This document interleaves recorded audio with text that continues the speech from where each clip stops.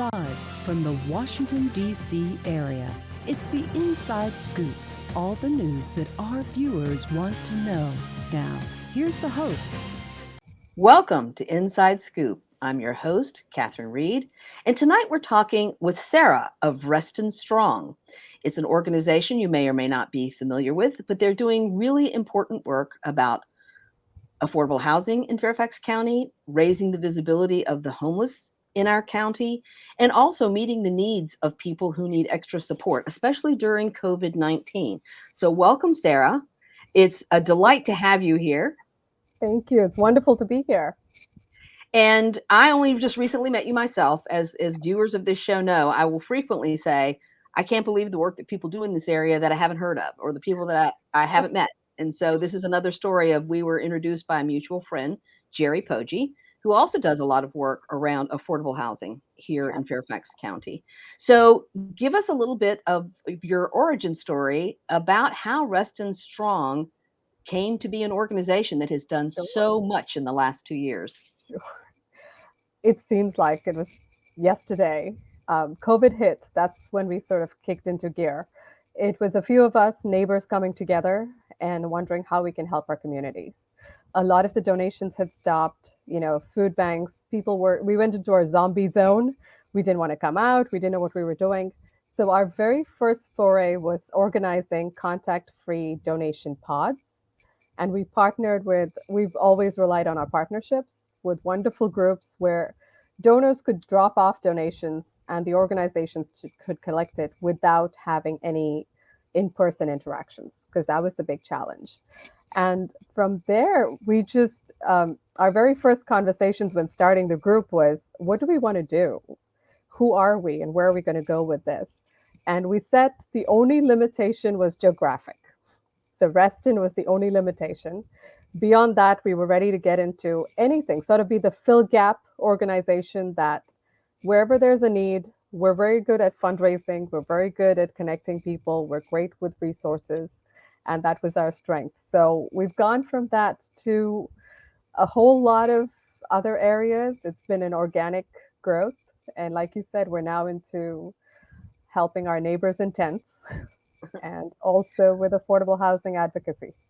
So, I'm assuming that when COVID hit, and this is a story I've heard from a lot of nonprofits, is that it kind of revealed cracks in the system that were already there. Like, the lack of affordable housing, homelessness in our very wealthy county has always been a problem. And on the periphery, people are aware of that. There's news stories. People are like, yes, we're aware that there's poverty in the county. But when the pandemic hit and suddenly children weren't getting meals at school and parents couldn't go to their in-person jobs, and suddenly it was a crisis. And that crisis seemed to roll back, pulled the curtains aside so that we saw in very stark relief how fragile so many people in our communities are. Great. So talk a little bit about how that came. So I'm kind of connecting the dots between your pandemic relief and understanding that homelessness and the lack of affordable housing is a huge part of this. Absolutely. The people factor has been sort of front and center in everything that Reston Strong does. And to give you sort of an organic backstory, last year there was this little man called Mark, and everybody in Reston knew Mark. Mark was a standard fixture outside the Target in Reston. When the pandemic hit, there was a group on Facebook that just neighbors had started to fundraise for a hotel room for Mark. And we stepped in and said, okay, if there's a gap, there are a couple of days that are not paid, or if he's not getting groceries, we'll pick the tab on that. And that was sort of our first interaction with a homeless person. And Mark was the sweetest, most amazing human being you could ever meet. He was always happy. He was a veteran, cheerful, never bitter. We would take groceries to him and he would turn around and say, I've got it. Why are you bringing it to me? I have enough. Give it to somebody who needs it. And, that was his personality. We unfortunately didn't stay in touch with Mark. When the winter, the cold days were gone, he was back. And we, as people do, we got distracted with other things we were involved in. We do food for the insecure. And unfortunately, summer last year, we lost Mark. Mark passed away. There was huge community outpour of love and support for him. And that was kind of our um, call to come to Jesus sort of conversation going, why didn't we follow through? I mean, why didn't we stay in touch with him? We just took it for granted that he'll be fine. And then help. We've always been working or helping out with the social workers at the schools when they have sort of any emergency need, a jacket for a kid or glasses for someone that's they don't have insurance. We did a huge Thanksgiving meal drive. We fed over 130 families. That's meals for 10 in each family. And we went out to fundraise. And as always, our community gives, and they gave us more than what we asked for. So we had a little extra left, and we said, oh, let's go look around and give it to some of the homeless folks, the people in tents. Boy, did we find them. And that's when we realized there's a huge underbelly to Reston where there are lots of our neighbors living in tents out in the cold. And that's where some of our most passionate volunteers got involved in helping with, our neighbors in tents. So every Friday, we do our grocery drop. And to come back to the COVID question that you had, but prior to COVID, our homeless folks could hang out at the library during the day. They could go into stores to use the restrooms. And now suddenly all of that was taken away. They're just outside. There's no place for them to go in and shelter. The county has a lot of programs available, but there's some who don't want to go to a shelter. And there are other factors to it, mental health, addiction. And that's where we come in and be the fill gap to try and see how can we help them? How can we be that bridge between the homeless population and then the service providers that are out there. We've got great partners in the Office of Homelessness at County. We've got Cornerstones, who's, I guess, the biggest player in town. Even small groups like Second Story, it's a small organization in Vienna. I shouldn't say small. I mean, they're not compared to Cornerstones, but they're wonderful as well in helping us with our neighbors in tents.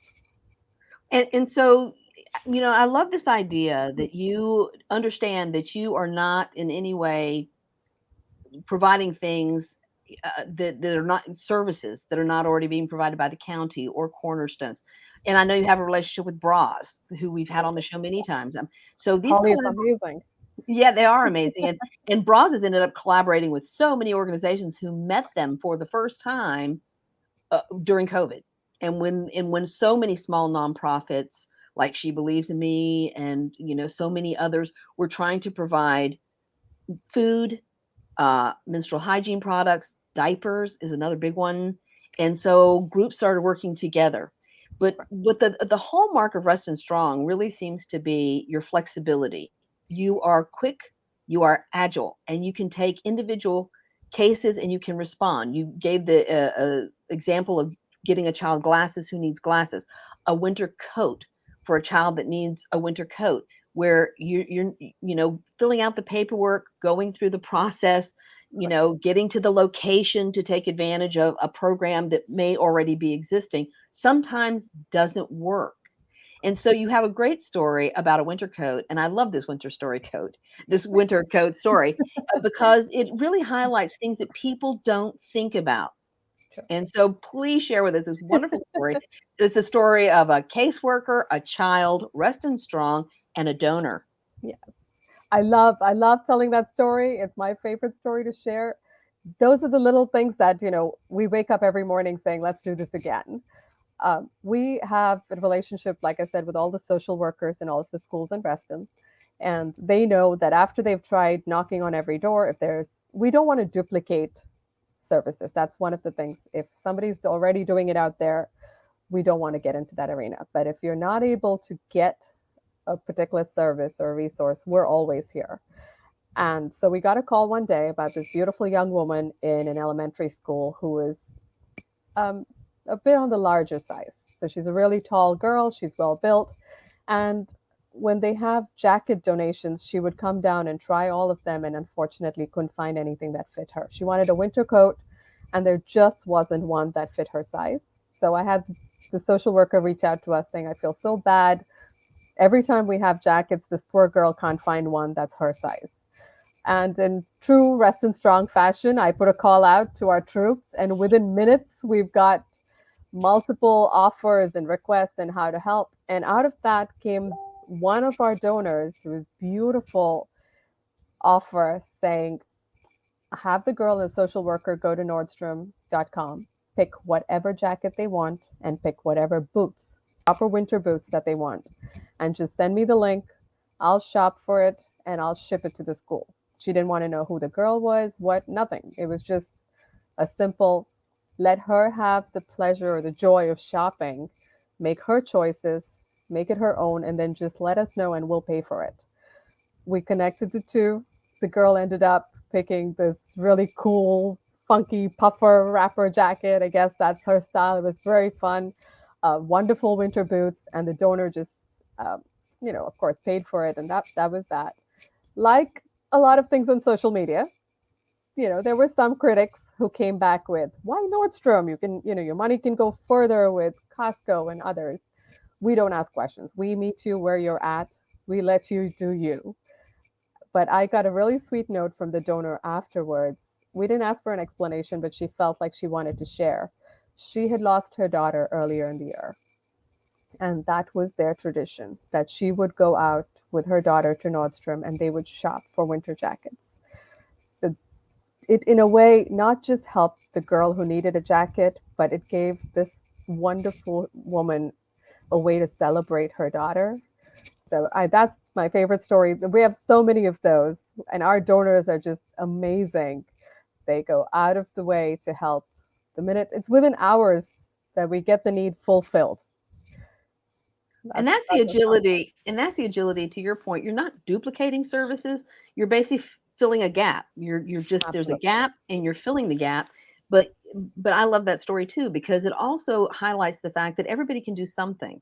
Not everybody has the time to volunteer, and you have a lot of volunteers, and not every volunteer has a lot of money to donate, but they have time.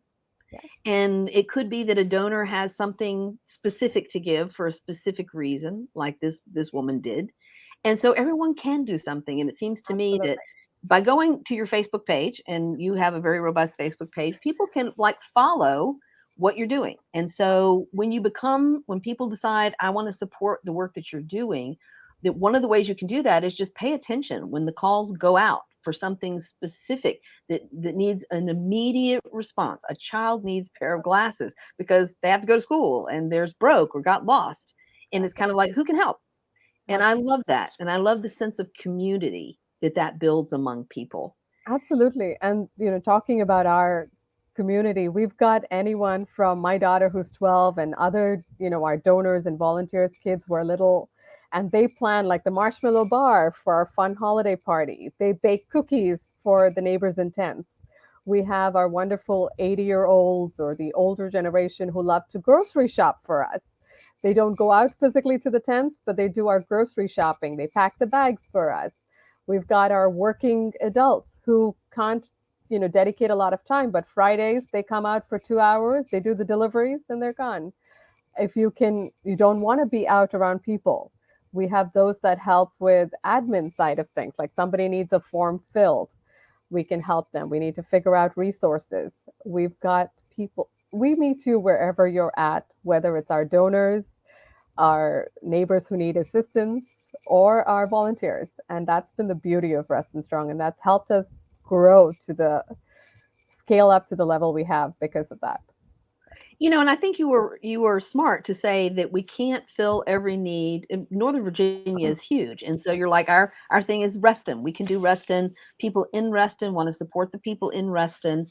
So it's not that you are going to ever scale this so much as I see this as a blueprint for any other community. I live in Fairfax City. There's no reason that this can't be done somewhere else where someone takes the lead and organizes a group of people, and that's, to me, the strength of Reston Strong has been your tremendous ability to organize people, resources, collaborations, deliveries, finding the people who need assistance, trust relationships with school counselors.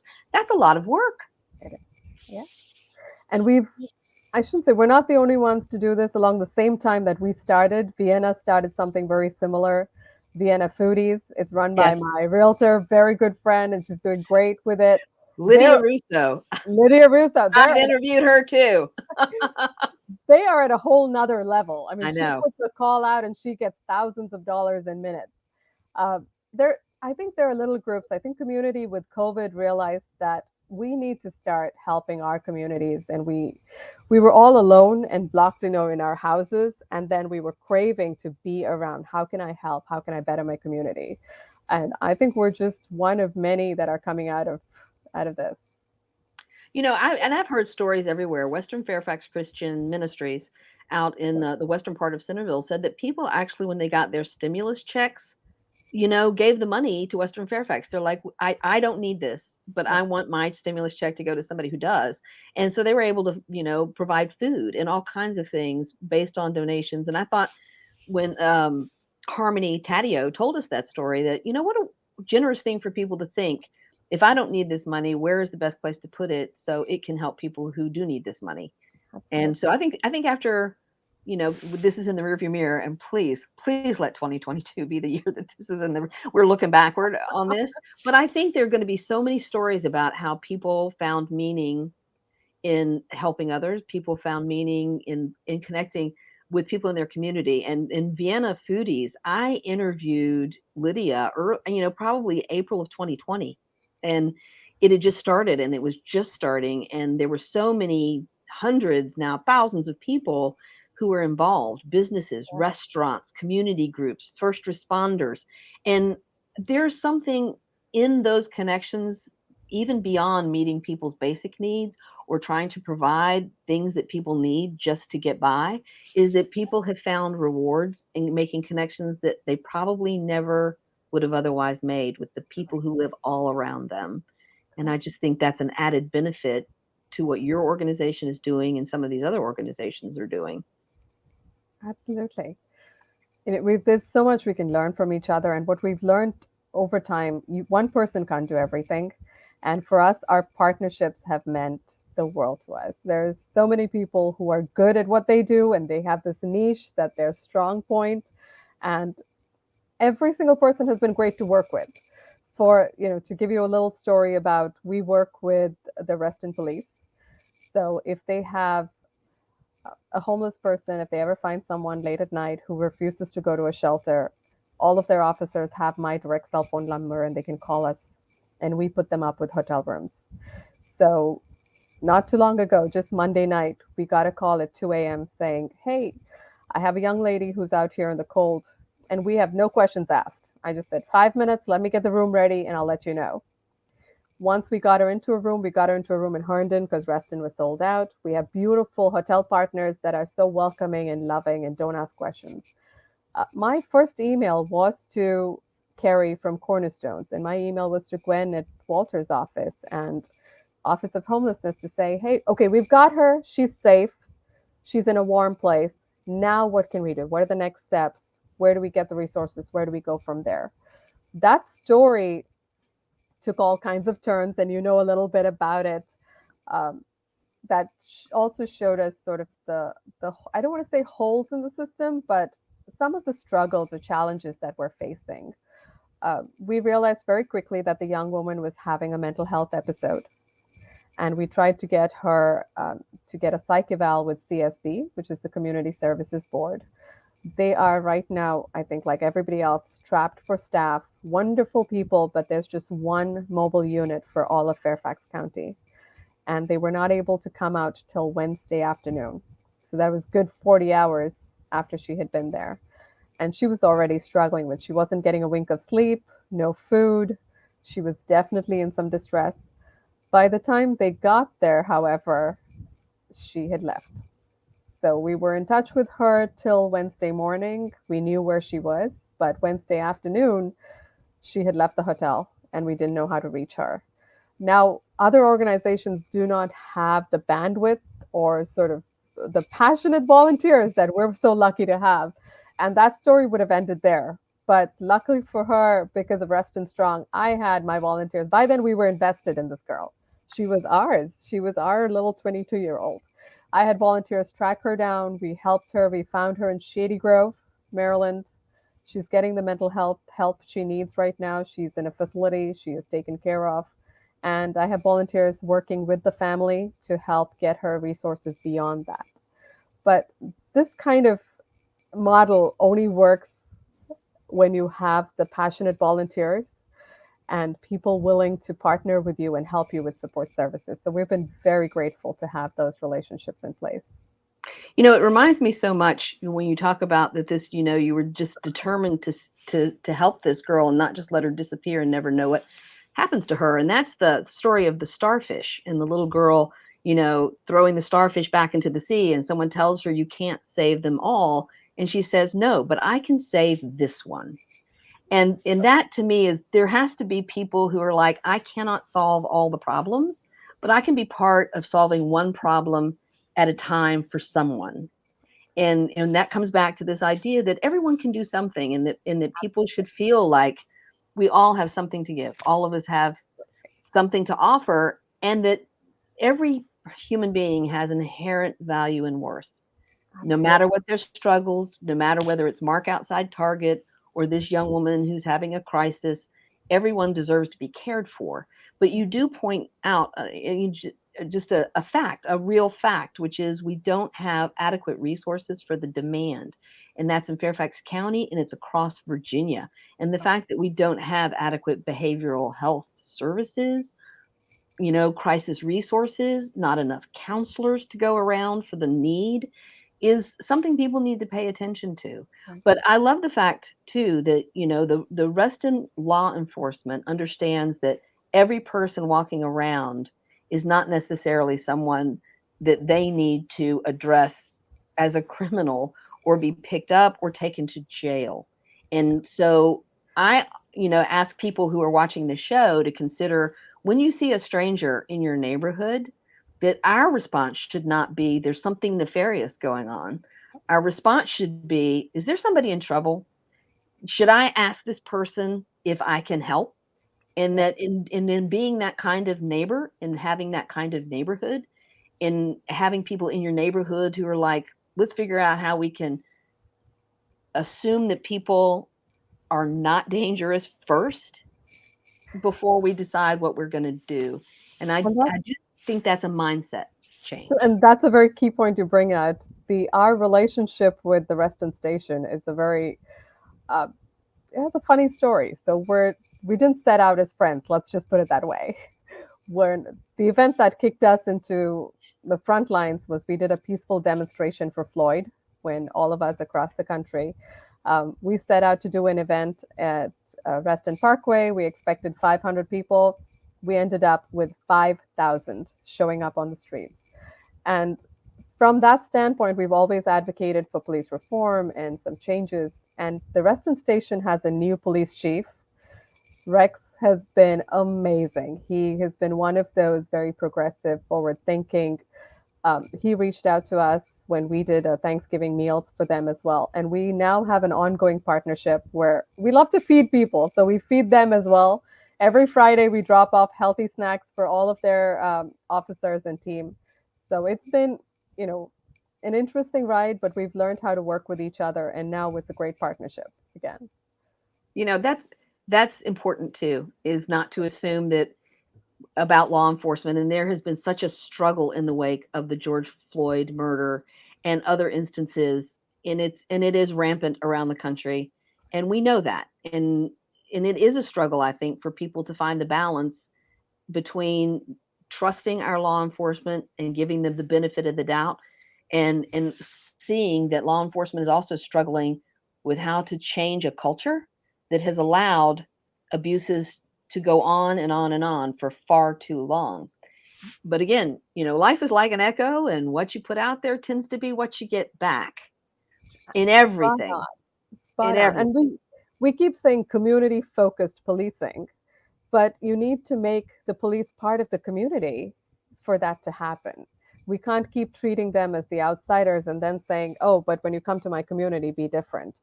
And I think it's a two-way street. And now we're starting we take care of you, and we want you to take care of us. I think that's great. And a shout out to Shirley Jenwright, who founded Communities of Trust. And that is an ongoing effort. It's an ongoing committee here in Fairfax County. Occasionally when I have time, I pop into their monthly meetings. And that is exactly what Communities of Trust was developed to do. And that is bring officers in contact with the community in a way that they know each other as people, that they develop a trust relationship that says we're here to protect you and your family and make your community safe. And again, but you're doing your own thing in your own community in your own small way. And sometimes small things end up being huge because of that personal connection. Absolutely. So the George Floyd, and we've only got a couple of minutes left in the segment, and I do want to talk a little bit about how George Floyd's murder, your unexpectedly successful event, really turned the corner. From how you started out and where you have ended up, and again, how Reston Strong is really looking at the future of what you want your organization to work on, to work toward. And a lot of that is, in fact, affordable housing, which is in a crisis situation. It is the fact that people are living in unsafe conditions in tents or in the woods around Fairfax County. And what can we do about that as a community? And so NIMBYism is part of that. It's not popular to say NIMBY, not in my backyard. But I live in Fairfax City and you live in Reston. And we both know that people have expectations about their neighborhoods and what they consider the kind of neighborhood they want to provide for their families and for their children. And it's a big hurdle to get over this idea somehow that affordable housing isn't something everyone should have. And I think a lot should be said about the awareness or the education piece. And I'm one of those, growing up, we didn't know so much about mental health the way we understand it now. And I've probably driven by, someone panhandler and said, "You've got hands and legs. Why aren't you getting a job?" And we only, if we saw a person in a wheelchair or paraplegic, and then we go, oh, we'd never say that. We would never say that to someone who's handicapped and say, "Go get a job." But we need to come to understand that mental health is very similar to physical health. They're both a disability, and that's one of the awareness is our key advocacy issue right now, is to get the word out and get people to understand. And so after our break, please join us here on Inside Scoop, because we are going to talk further with Sarah about the issues of affordable housing and homelessness, and again, raise awareness and tell you how you can get involved. So join us after the break. Today I'm going to talk to you about physics. Come on in, girls. Let's go. This is the first rocket to get humans to Mars. Really tall. I'm a rocket structural engineer, designing and building parts of the rocket. You are the generation that will be stepping foot on Mars. Do I have a group of astronauts on my hands? Yes. You can become a rocket scientist or whatever else you want to be.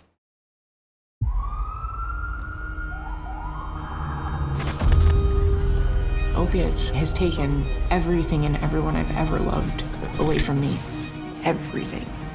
I blew my ankle out and I got prescribed pain pills by my doctor. If making my detox public is gonna help somebody, I'm all for it. I just wish I would have had a warning. Opioid dependence can happen after just 5 days. Know the truth, spread the truth. What are you looking for?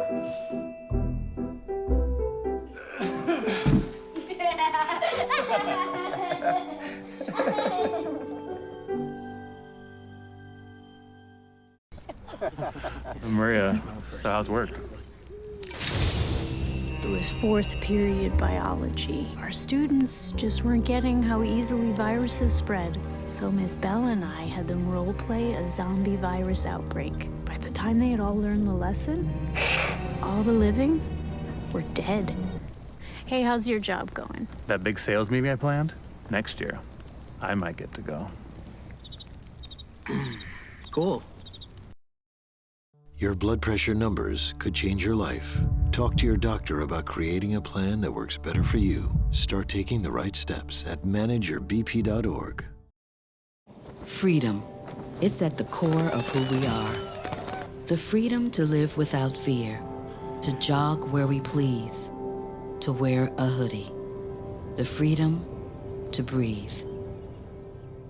Before we celebrate the freedom most Americans have, we must fight for the freedom all Americans deserve. Because all lives can't matter until Black lives matter.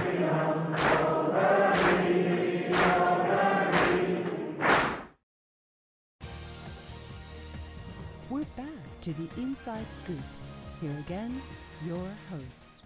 Welcome back to Inside Scoop. I'm your host, Catherine Reed, and tonight we're talking with Sarah of Reston Strong. It's an organization based in Reston, Virginia, here in Northern Virginia, that has done a lot since COVID started to meet the needs of people in the Reston community, but also as Reston Strong has grown and looked at what some of the root causes are for how people are struggling in their community, they have focused on affordable housing and the issue of homelessness and how to help end homelessness by advocating for more affordable housing. And I think this is a huge issue, Sarah, and one that maybe everyone doesn't understand very well.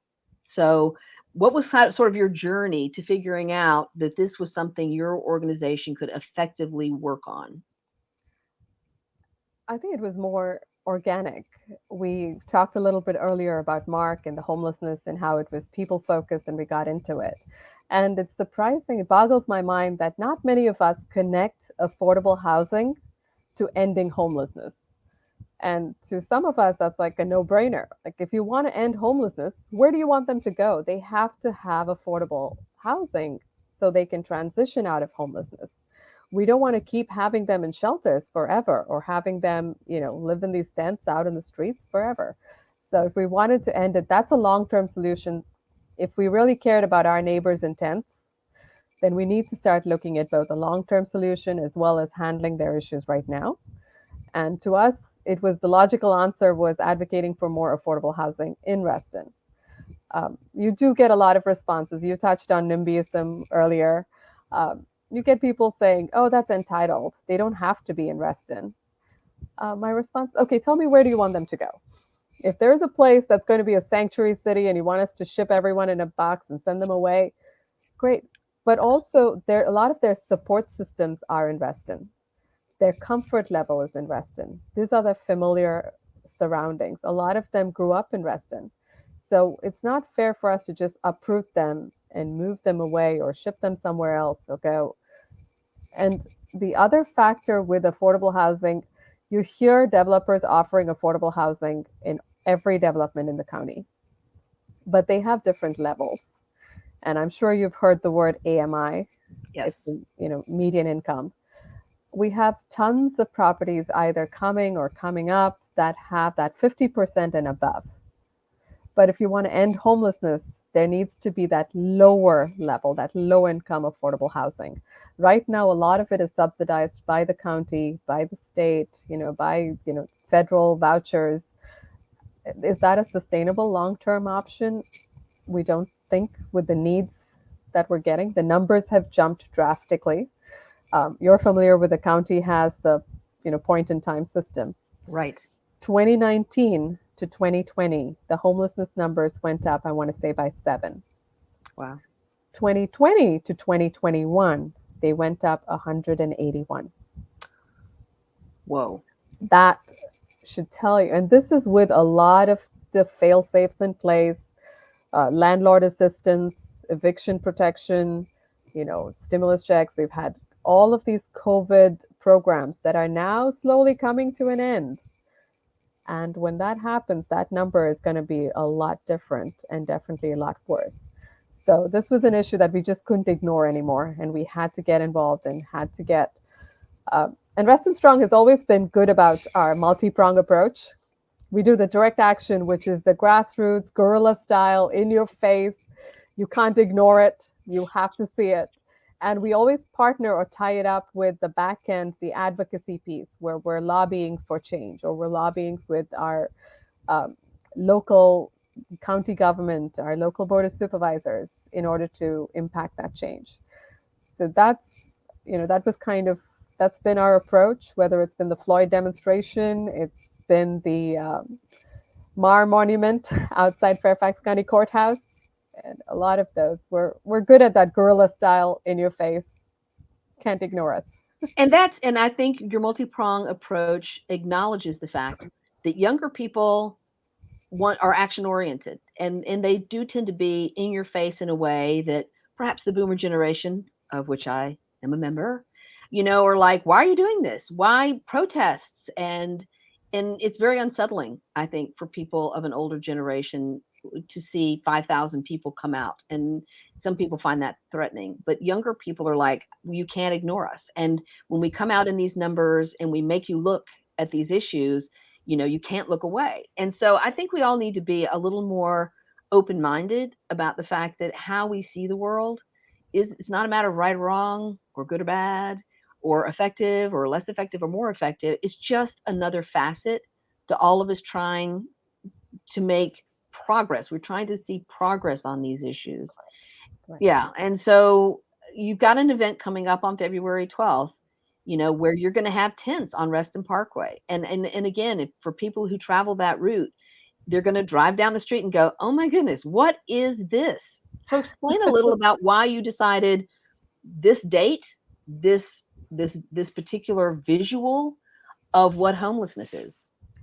Thank you. So December 21st was the longest night of the year, and we launched our Neighbors in Tents campaign, bringing awareness to many of our neighbors who are already here. So for the critics, before they come at me and say, Sarah, don't bring this and don't turn Reston into Tent City, we have people living in tents already. But there's, again, the awareness issue, the awareness piece. So building partnership, building the messaging, getting it out there. On Feb 12th, for that one night, we will be turning Reston into Tent City. So to get that, picture is worth 1,000 words, to get that visual that this is the need. This is a small example of how many people need housing. Now, unless we provide affordable housing, you don't have any other alternative but to have these tent communities pop up left, right, and center. So for all of those, whether you're part of the NIMBY group or the advocacy group or wherever you come from, however we come at it, affordable housing is something that we have to address. We just cannot ignore. Your property values will take a hit if we don't address affordable housing.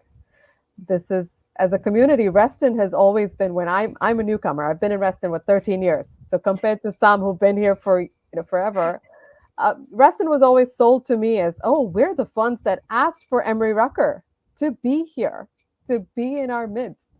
We've always been progressive and forward and leading the way in these issues. Reston was a planned community that was inclusive.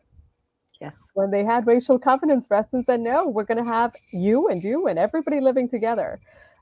Today's social justice issue is affordable housing. We're still working on the racial equity piece, but Reston's been a leader in that. And this is time we lead again and get that affordable housing that we need. Well, I agree. Reston has led on that. I was fortunate to meet Robert Simon when he was alive and living out at Lake Gann. He did have a vision, and his vision was to an architecture of a community that built community, that was inclusive. He believed in plazas. He believed in centering housing where people could meet and be together. And I think he would be distressed if he thought that Reston now did not have a place for everyone, because he did build it to be inclusive. And when we talk about, people's objection to affordable housing, first of all, affordable housing has just gotten a bad rap. Here in Fairfax City, we're struggling with this. The Presbyterian Church wants to build 10 townhouses on their property in the city, and there's been a lot of resistance to that. And these are lovely, just 10 lovely townhomes, but one of the things about those townhomes is that they have 3 bedrooms. And a lot of housing does not have 3 bedrooms. It has 2 bedrooms. So if you are a family of 4, that might work. But if you've got 3 children and 2 parents, or 1 parent and 4 children, it's not going to work for you. And so these are some of the nuances that I don't think people are sitting and thinking about. It's not just any housing. It's not just like building apartments or building more townhouses. We've got to have a variety of housing in a variety of price points, so that the people who work in Reston, who have grown up in Reston, whose children go to school already in Reston, can afford to stay there. And You'll hear, and I just want people to understand that, some of the feedback we've had here, at public meetings is like, well, how do you know, they asked Andy Bloom, that you drug dealers and criminals won't move in to these homes? And his response was, how do I know that my neighbors aren't drug dealers and criminals now? absolutely. So some of these things that bubble up and people are like, oh, how do we know? It's like, you don't even know who your neighbors are right now. So that, and it's not tenements in the Bronx. I think this is the other thing you say, affordable housing. People are like, isn't those like projects in Chicago? Isn't it Watts in Los Angeles? And it's like, come on, people, look around. It's Northern Virginia. You know that's not what we're talking about, right? Yep. And I think Sharon Bulova did it best when she was chair. She was like, you don't want to segregate people. You don't. Set asides in every, she was a big believer in the developers had to offer set asides for affordable housing and workforce housing. You don't segregate out people and go, we're going to put the poor people over here, so we can all identify, oh, you live in the poor neighborhood. No, that's not how it works to build strong communities. So talk a little about how you're trying to, raise awareness and education and get people to see it through a different lens. And a lot of those are basic Reston values that exist. It's just reminding people of those. And you spoke beautifully about Bob Simon. Reston is planned so that you have big single family homes where you have CEOs and the top executives. And then you have the apartments, you have the garden apartments, you have the townhomes. So it was planned in such a way that we could all live in a community where we could help each other, be neighbors, our kids go to school together. We're moving further and further away from that dream right now because of affordability. And to me, to give you an example of myself, I'm in a 2-bedroom condo in Reston. Beautiful, on the golf course, great, but it's definitely not the $500,000 townhomes, or right now the $1 million single family homes. So for a family like me, where we're all in decent jobs, we're not out there, affordable housing absolutely plays a part, because I can't transition out of my condo into the townhome and then the single family home like the average American dream that we're all sold, right? The picket fence and move into the home. If I don't move out and I can't transition, then there's not many condos open for younger people who are coming in. So we're all kind of staying put in our situations, holding on to it because we want to be in Reston, and this is Reston that's sold to us. So there's overall a housing need, just bottom line, whether affordable or not affordable, housing itself, there is definitely a need for more housing. And in addition, there's no point in building more housing that are going to be these $1 million homes. We're saying when you're building these, build those low-income homes. Affordable housing is the most, when you talk about social justice, during COVID, we all found this newfound respect for our first responders, right? Our frontline workers, our teachers, our grocery store clerks. Where are they all going to live? Right. It's not a partisan issue. This is something we should all come together on, because if we realized how important these people are in our lives. And it's not fair to ask them to drive, 2 hours or 40 minutes or come from, West Virginia and Maryland and drive from different, it's just not fair. We have to be able to accommodate them right here to help us.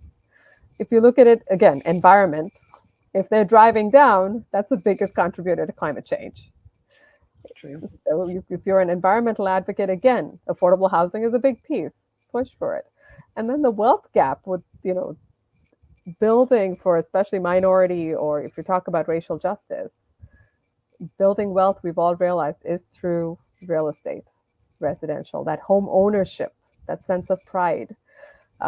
Michelle Kirker with Northern Virginia Housing Alliance will tell you there's something about when you give a person a key, just that key to their door has such an immense impact. And so it all comes down to a key issue is addressing affordable housing. And it's, again, as a community, we have to come together to get this done. It's no longer just pushing it off to somebody else and lawmakers. And it's time we hold them accountable and say, we need 5,000 units in Hunter Mill District. I don't know what that number translates to Reston specific, but we're nowhere near that. We're talking about 50 units here, 100 units there. It's time we start getting more of those with an urgency. No, I think you're absolutely right. And here in Fairfax City, we had a city staffer do a wonderful presentation on the housing available right now and the huge shortage there is in the city right now. And the fact that we're just behind the 8 ball. And we're doing a lot of redevelopment here in the city. We've got apartments going up. We've got, the old Paul VI High School is going to be condos and single family homes. But to your point, they're not affordable housing over there on Boulevard 6. Nope. And even the apartments at Scout on the Circle and the apartments at Moxley, they're not really affordable housing. There's still people who just can't pay that much of their salary for an apartment. And so I think as a community, if you, rather than take the attitude, we don't want affordable housing in our community, which is not realistic, people should be saying, how can I be part of the process? How can we be creative about this? How can it be structured so that it's a win-win? And part of that is also looking at reclaiming, recycling, repurposing, and reusing exactly buildings that are already here. I mean, we are moving away from big office buildings because, with the pandemic, people have discovered they can do their job remotely. And so I think we're facing, and then there are some places in the county already that have, large empty office buildings that may never be filled again. And part of building affordable housing is not necessarily starting it from scratch because the land itself is so expensive. The biggest expense in building affordable housing in a place like Northern Virginia is the cost of the land. But when you've got existing structures and you can repurpose them, reclaim them, renovate them, and this is something Wesley Housing does. It's like sometimes the best thing is to tear down a building that can't be rehabilitated, but often the best path to affordable housing is to simply work with what's already there. Absolutely. We all need to be more creative. We need to have a different conversation. Absolutely. You're spot on. Talking about, so we had 3 very specific asks when we spoke to the delegation going to Richmond. We need to have laws that allow for repurposing existing structures. And Reston, in fact, has a ton of those. We've got newer high rises coming all along the TSA, but you've got a lot of these older office buildings that have been sitting vacant for years now. Perfectly fine, just, their use, their zoning. A lot of the affordable housing comes down to zoning laws and limitations because of zoning. So we're pushing for both state and local legislators to change the zoning laws to allow to repurpose. And then look at creative options. We're working with some of the co-housing advocates in the area to look at ways to say, how can we do affordable co-housing? And again, it's an awareness issue. People think of co-housing as, like the cult living together. No, it's beautiful arrangements with wonderful human beings where you have a communal kitchen, you have a communal common space. So what that then does is you can do smaller units and more smaller units. And there is that inherent support system, multi-generational. These are wonderful communities that I think all of us would like to have in our neighborhoods. And it's looking at, outside the box, thinking outside the box and changing the zoning laws. Some of the zoning laws are archaic and they were put in place when, racial covenants were sort of going out. They got in these zoning laws to keep some of us outside, to be brutally honest. And it's time we change those and update it. No, I agree with you. That's exactly what happened. Zoning replaced redlining. Absolutely. We just traded one restriction for another restriction and called it something different and pretended it was different, and it's not different. Correct. And so places that resist high density housing, and that's another one. It's kind of like when you talk about, and this is a conversation we have here in Fairfax City, high density housing. Who are these people? Oh, cars and traffic, and oh no, and crime, and oh no, and they miss the opportunity of the fact that most of Europe is high density housing because there isn't any, you're not going to find any more new land in Paris. It's not going to happen in Paris. Right. It's like what you have is what you have. And so with high density housing, people get out of their cars. I think people miss that too. It's kind of like people would like to not even have to own a car. They'd much rather take the bus or walk or hop on the metro. They'd like to walk across the street for their coffee and their dry cleaning and their groceries, right? So high density housing doesn't mean that we won't have single family suburban neighborhoods, because we will always have those. But the fact of the matter is, we can create stronger, more closely knit communities, and in places where people want to live, and we can offer a variety of different price points for where they're living. And quite frankly, younger people getting, launching their lives out of their parents' home sometimes need a place that matches their entry level job, but also they don't need to own a car. Right. And how many of those parents who live and raise their kids in Reston, unfortunately, your kids can't afford to live here? Correct. I can attest to that. Yeah. And that we're not asking you to change it. Yes, there's a small piece of it that goes to end affordable housing, to end homelessness. But the larger piece is, this is for your kids. You raised them here, and now we're suddenly saying, hey, it's too expensive, you can't live here. And we want to keep those communities, our neighbors, the seniors, as they're aging out. You want them to be able to sell their single family homes and move into, condos or apartments, and be able to afford to live in Reston and stay put. I think that was one of Bob Simon's big dream, was to stay here from cradle to grave. Right. We don't have grave, but at least, But life, so you touch on something, which is the idea that there should be life cycle housing. Absolutely.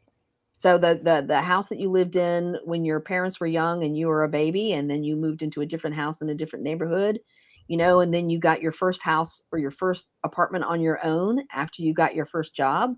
And then your parents downsized, but they wanted to stay close to the grandkids. So they just didn't need a big house anymore. And ideally, that's what it should look like, is like you said, you need some place to live so that somebody can move into your condo. But there's not enough housing for anybody to move anywhere. We're all like stuck in housing gridlock where there's no place for anyone to go right now. Absolutely. Well, this is, it's a constant conversation. It's changing minds and getting people to look at it with a different perspective, a different lens, and realizing it's a nonpartisan issue. We need to address it as a community. All of us come together, and it's for you just as much as it is for me and my neighbors and everybody else. And if we don't address it with the urgency, I keep saying the word urgency because we are so far behind with the need, is we will turn into Tent City. And that's what we're hoping with our event on the 12th, to, give you a taste of reality and sort of hit you in the face and go, if you don't want Reston to become this, you don't want it to look like this, then this is what we've got to do. And we have wonderful volunteers, wonderful community partners. We're going to be out there, like you said, Reston Parkway, up and down with those the foil-looking FEMA tents. You can't miss us. We're going to be in your face. So that. And speaking of your partners too, I did want to give a plug to Network Nova. Yeah. They every Friday, Network Nova, if people are not familiar with them, and you should be, because this group of women have been doing amazing thing since the Women's March, actually, which is 5 years ago. Like this week was the Women's March yesterday. And Network Nova has an interesting founding story about how these women came together to decide it's not enough to march and protest. You have to advocate, and you have to change who's sitting in the seats, and you have to change who makes the policy. And so they do this power lunch every Friday. People can go to networknova.org, and right on their homepage, you'll see that it's got power lunch. And they are focusing on Reston Strong this coming Friday, which is January the 28th.